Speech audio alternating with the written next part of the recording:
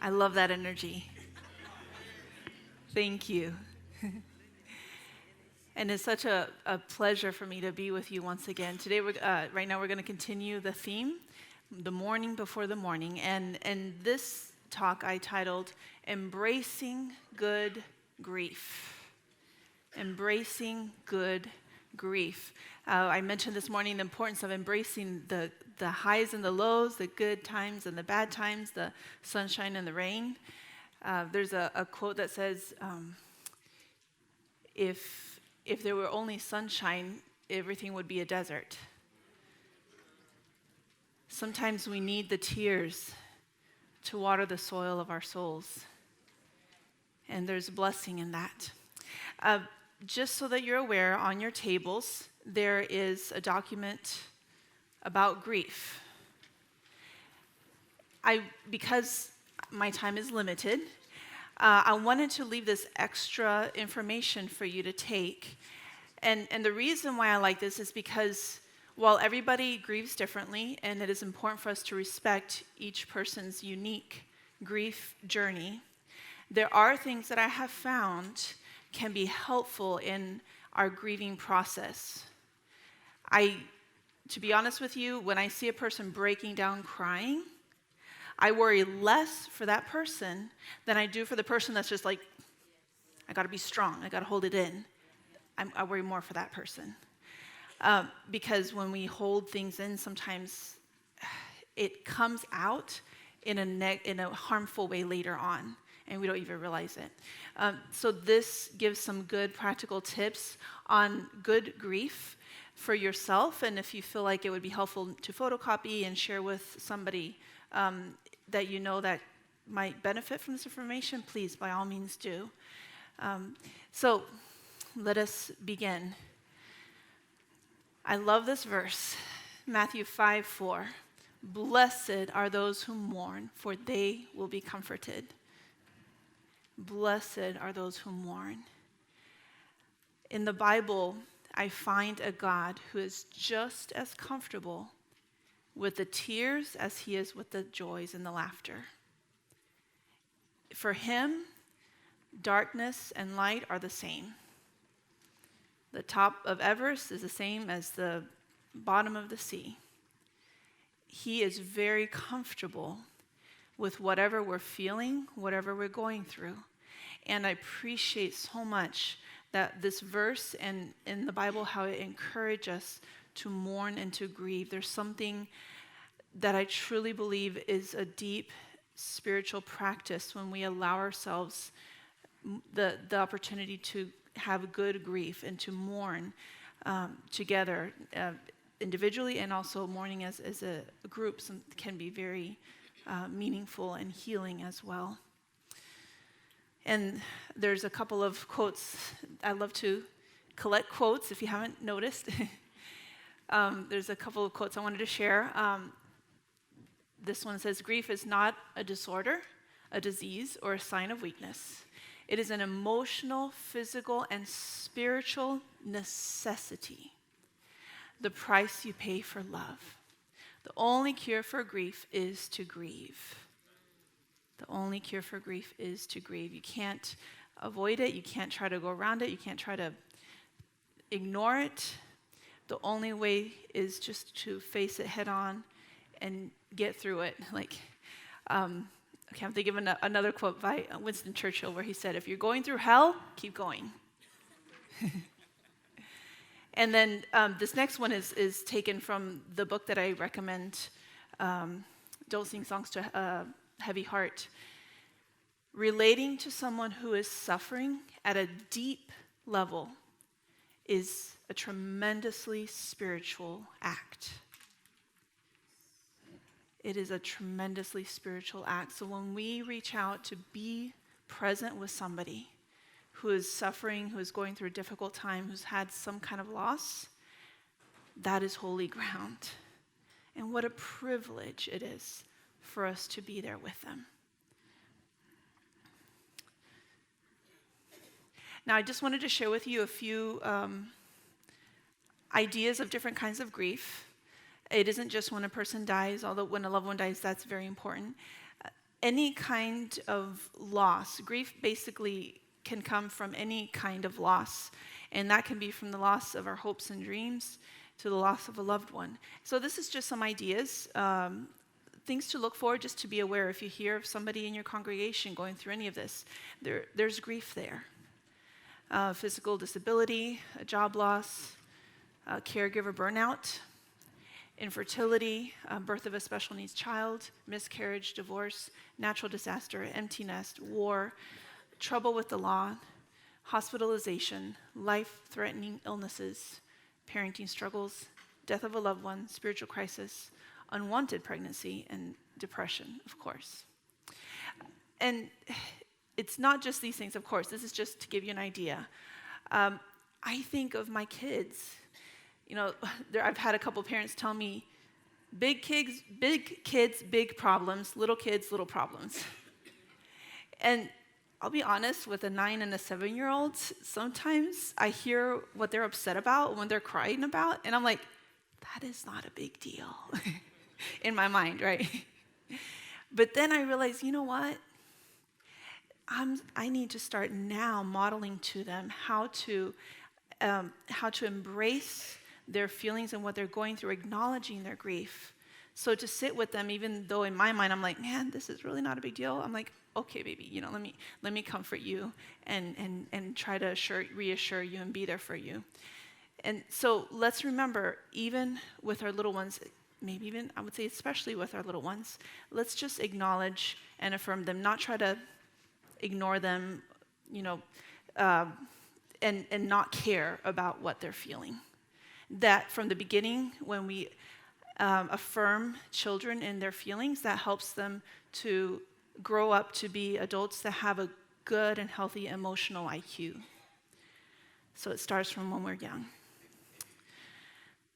Now, of course, because my specialty is perinatal and infant bereavement, I need to put this plug in on the uniqueness of the loss of a child. And I love this description. When we lose our grandparents or our parents, we lose a piece of our past. We can be sad and grieve such a loss, but we expect it to happen, right? I know that I'm going to lose my grandmother one day. I don't want to, but thinking about that and knowing that makes me want to appreciate every moment with her even more. But I expect it to happen one day. When we lose our spouse, our partner, sibling, or a close friend, we lose a piece of our present, right? They represent our present. But, from the time we understand death and the finality of it, we know that these losses are a real possibility. However, when we lose a child, we lose our future. This is not the kind of loss we expect to happen. And so many times, and it doesn't matter how old the child is, so many times I've heard parents say, I'm not supposed to bury my child. They're supposed to bury me. They represent our future. When I meet a family where there's a baby loss and there's grandparents involved, for them that's in a way a double loss. They're grieving the loss of their grandbaby. They're also grieving because they're watching their baby suffer. So I try to be sensitive to that and aware of what they're going through. Soren Kierkegaard describes this kind of loss beautifully. When we lose the hopes and dreams of the future, the most painful state of being is remembering the future, particularly the one you'll never have. And that can be the loss of a child, of course. It can apply to other things. There are people who grieve the loss of dreams, different kinds, things that they wish they would have done, those regrets in life, right? The things that they wish it would have done and they didn't. And then for some people, right, there's a loss of the future. For some people, there's a loss of the past. And I remember hearing an interview where the lady was saying, the greatest sources of our suffering is wishing for a different past. And this applies, for example, to a very difficult childhood or a traumatic event that happened to us in the past and we wish so much that would have never happened to us. This can also apply to some serious mistakes that we've made in the past that has caused a lot of harm in the future and had some very negative results. And we can grieve those decisions that we made. In fact, I believe it is healthy to grieve when we make those bad decisions, because it's part of the healing process to help us to learn, to grow, and to hopefully do better in the future, not do that again. So there's the loss of the past, and there can be the grief of the loss of that future that we wish we could have.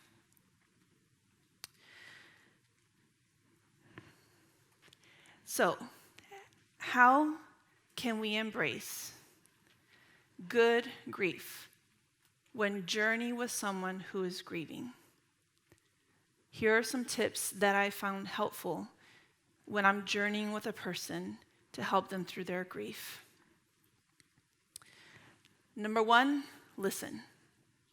So there, basically, just copy-paste everything that Miss Themby said this morning and put it there.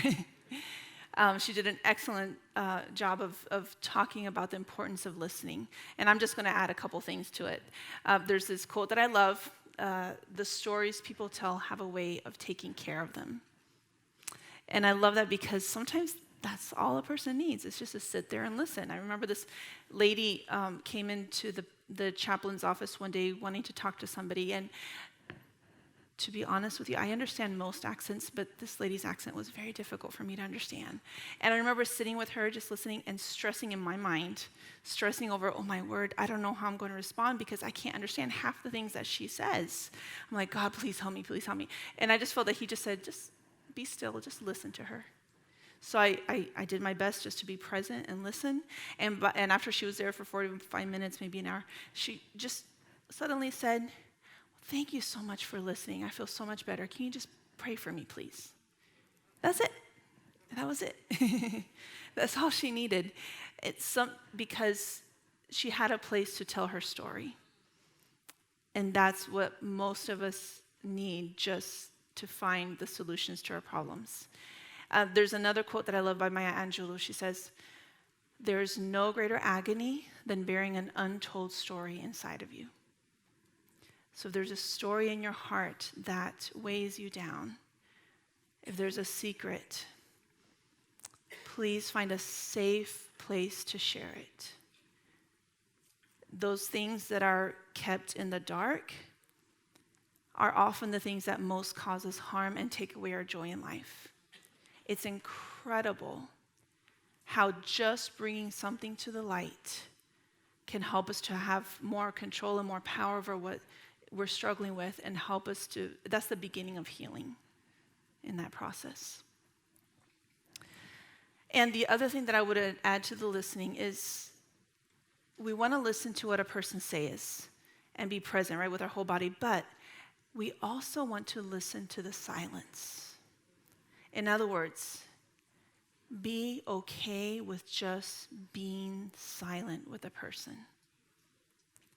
And I try to put that into practice when I'm doing my visits. I will intentionally take time to pause and be silent and let the person initiate and speak. Of course, I try to do that appropriately. But sometimes the most healing thing that we can do is just be present. The greatest present is our presence for somebody. And just being there with them, not worrying about fixing, not worrying about coming up with a solution, not worried about drying up their tears. Just be there and maybe sometimes hold their hand or sometimes just be silent beside them. The fact that a person who's going through grief knows that they're not alone makes all the world of difference to give them the courage to move through that and get through that difficult time. So, be comfortable with the silence. It is holy ground as well. The next thing I recommend is that we listen to the feelings of a person and affirm those feelings. In my practice, when I'm visiting somebody, I try to hear any word that has to do with fear or anger. And wherever there's uncertainty, that equals fear. So if I hear a person say something like, "Oh, I'm nervous," or "I'm scared," or I'm worried, I try to take that same word that they used, and I'll come around and I'll ask them, what are you most nervous about right now? Or what are you most scared of right now? What are you most worried about? Because I want to give them an opportunity to name their fears. And when a person can name their fears, be specific with it, then it helps to give them power over that fear instead of the fear of controlling them. So, and then when they say something, just to be able to affirm those feelings and just say, yeah, like just expressing this pain, I'm like, yeah, this really is very painful, very difficult. So affirming those feelings and caring about what they feel is very healing in the process. My daughter, I learned a lot from my kids. And just last week, we had an incident that we were at home. She had this homework over the weekend, and she had to write this story. So she started writing this story on a piece of paper, and that Sunday afternoon, morning, I had asked the kids to help me clean up all their stuff, so all their toys, any shoes, any clothes, anything that they had dropped on the floor. I'm like, okay, you need to pick up all your stuff now, right? And so later on in the afternoon, I noticed that there were a couple of loose sheets of paper on the floor, and I'm like, is this trash? So I picked it up, and I tried to ask her, I'm like, Grace, is this important or is this old? But she was kind of distracted at the time, so I'm like, whatever, I threw it away. Well, when we sit down to do her homework, she's like, where's my paper? And I'm like, was it that? I'm like, I threw it away, I'm sorry, it's too late. She got so frustrated. She started complaining and crying, and she's like, but Mom, this is so hard. It took me so long to write that. It's like, oh, no. And her dad was trying to help her too, and he said, honey, we can't go back and turn the time back and get that paper again. Let's just start again from the beginning. And she's like, but no, you don't understand. She was very upset. And she just started bursting out crying.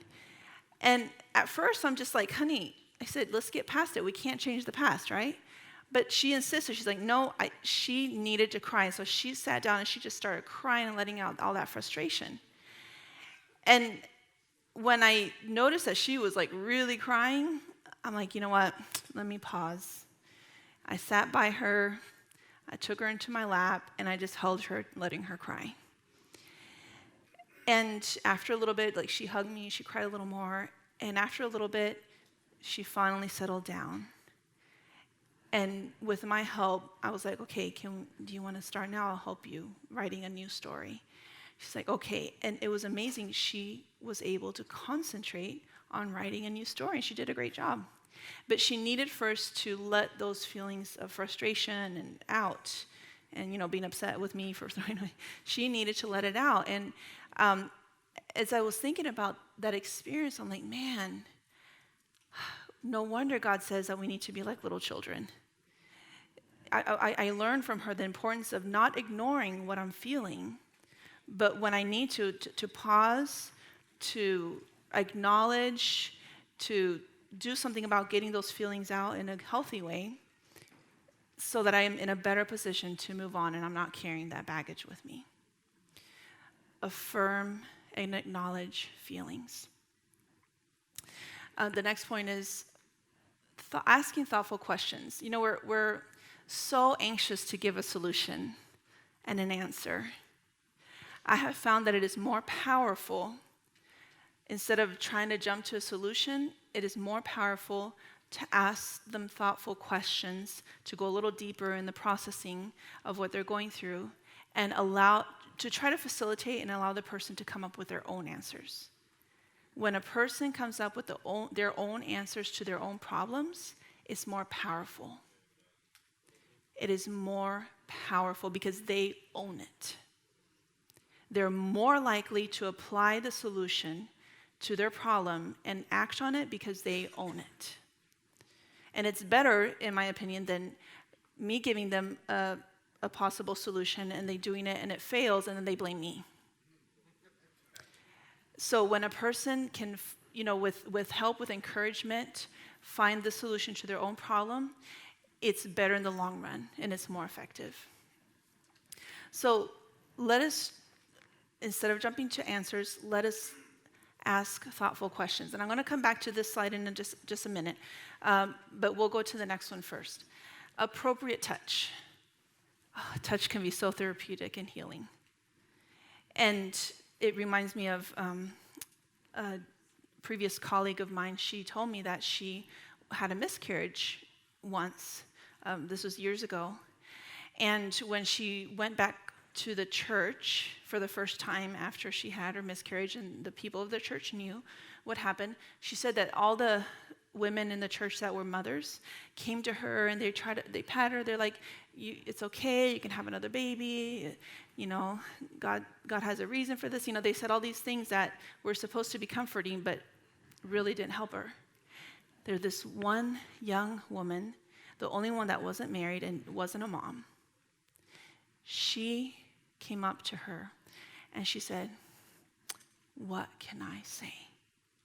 And went and gave her a big, she described it this way, she hugged the life back into me.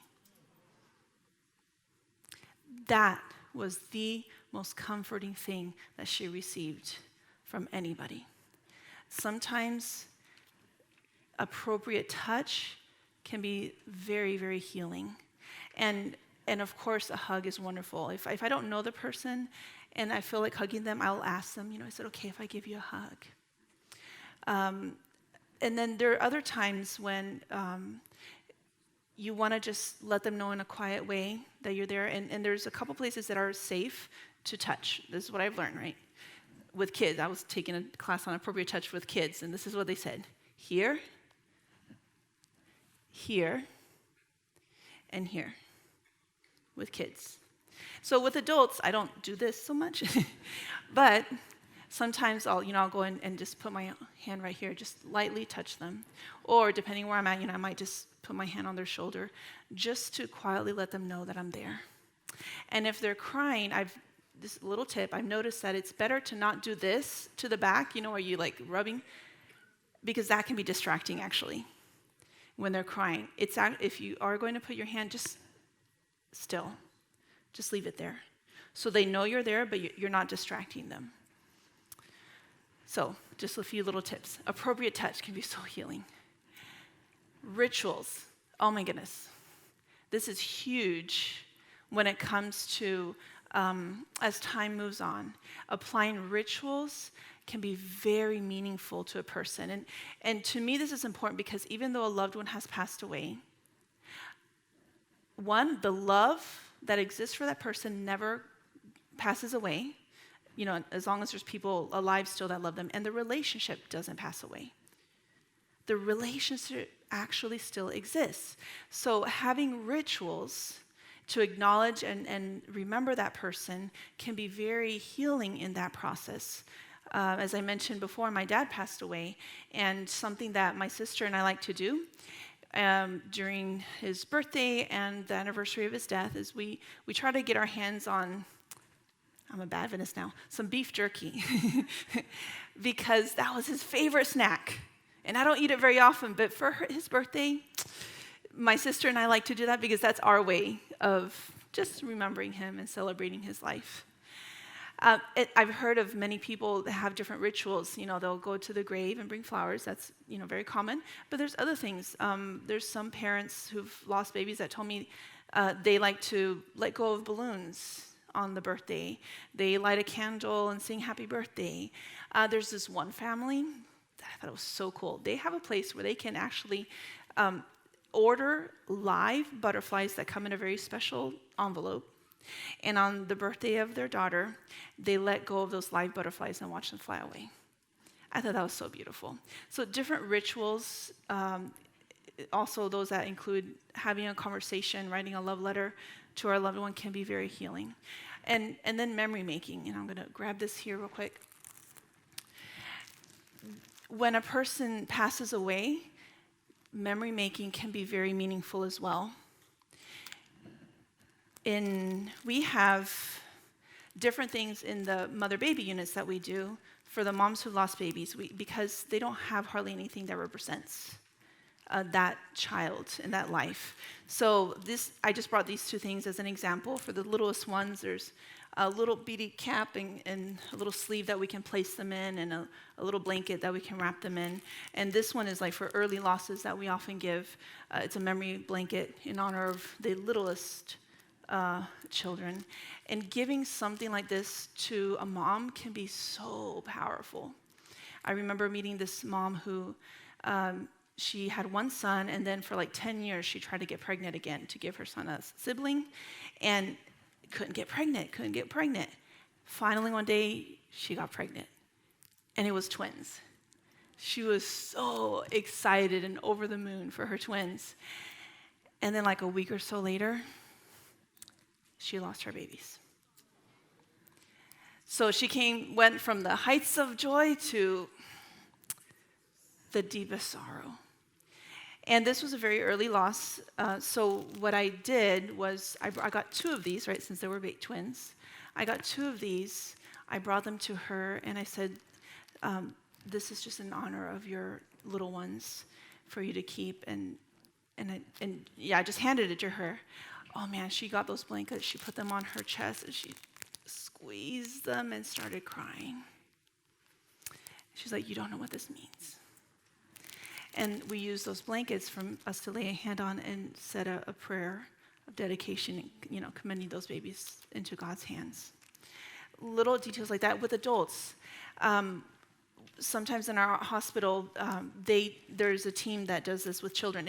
If the adult has like children, grandchildren, kids that were close to them, it's possible to do like a handprint of the loved one and give it to the child, and then if possible, facilitate where the child can put their handprint next to their loved one that has passed away. And that's just for them. That's something special that the child can have. And it can be a beautiful way of including the child as part of, in the grief process and in acknowledging that relationship. So there's little things that can be done in memory making and also rituals. Be creative with this. And then anticipate needs. This is especially important as time goes on and as we want to continue to support the person that has lost a loved one. So it's usually not very helpful to let the person know, I'm here, call me if you need anything, and then leave it at that. Instead of saying, call me if you need anything, it's much more effective and powerful if we look for ways to take initiative without having them tell us. Meal train, for example. I know a lot of churches and places do that. That can be so helpful when families who are grieving know that they don't have to worry about cooking or meals. It's going to be provided. Other ideas, if they need help with funeral arrangements. And if it's not the loss of a loved one and they're suffering the loss of a job or the loss of, fire or something, if we can have a list of resources from the community to help people with that, it can be helpful. So just try to be proactive and find out what they need, what could be useful and helpful to them, and implement that. And talking about retaining people in the church, oh man, showing the love in a time of crisis is huge. It's huge. So let's go back to thoughtful questions. I wanted to share this list with you as an example. Of course, it's not limited to this, but these are just some examples of open-ended questions that I've used many times and I have found to be helpful. Of course, depending on the situation, right? But notice that there's no why here. I try to stay away from the why questions because why can sometimes come across as judgmental. For example, just to give you an example, you can ask, why are you crying? And that can sound judgmental, but you could ask, can you tell me about your tears? What do they mean right now? That's very different. That tells them it's safe to cry in front of me, and your tears matter. It also invites them to tell the story, which is very healing. So, questions like, can you tell me more about that? Or, another question that I try to stay away from, specifically when a person is in the midst of a crisis, I try to stay away from the question, how are you doing? Because, of course, it's the worst time of their lives, right? They're not doing good. So I try to change that and say something like this. I know this is a difficult time. Can you tell me, how has it been for you with everything that's happening? Or I might ask, how are you right now? But acknowledging first, this time is very difficult. Another way, if you know the person, right, if there's a relationship and you're checking back with them, you could say something like, can you catch me up to date with with the latest that's going on? Instead of asking, how are you doing? What do your tears mean? What are you most concerned about or worried about? And again, I listened for those fear words and asked them about that. What are you hoping for right now? Hope is the antidote to fear. So whenever I ask them, what are you most afraid of right now? I like to follow up with, what are you hoping for right now?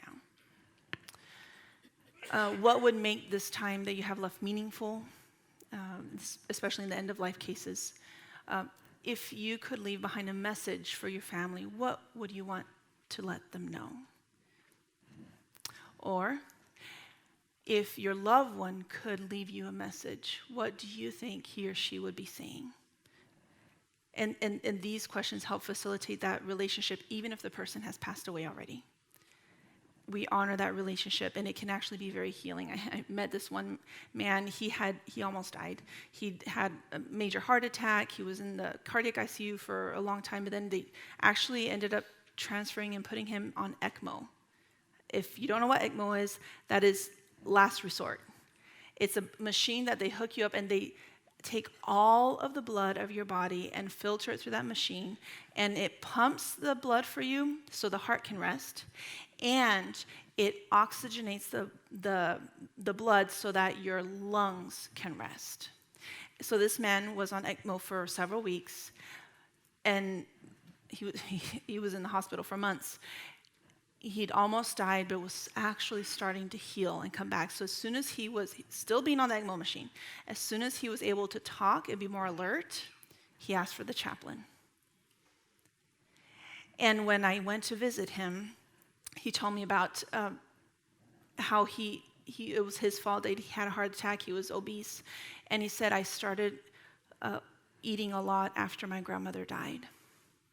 So his eating was actually a sign that he was grieving. It was a result of the grief that he didn't know how to process very well. So that was his way of coping. So I asked him at one point, I said, what do you think that your grandma would tell you right now if she were here? And he with a grit, he said, to keep on fighting. And I said, well, I hope you keep on fighting. See, he found the own answer to what he needed. He wanted to change his lifestyle, and that connection with his grandma helped him to find that answer. So it can be very healing. Another question, what do you want to tell God today? Just facilitating that conversation with God. Sometimes I'll say, if God were here sitting with us, what would you want to say? And the answers can be so beautiful. What do you think he would reply to you? And that facilitates that listening to one's heart and spirit and connecting with God. And again, these questions can help many times facilitate the answers to their own issues. And it can be so powerful. So may I encourage you to think of thoughtful questions as more important than solutions. Yes, there is a time to gently give advice, but more than anything, helping them to process and find their own solutions can have the most powerful effect.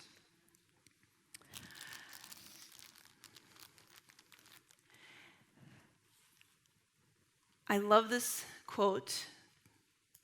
Grief and sadness knit two hearts in closer bonds than happiness ever can, and common sufferings are far stronger than common joys.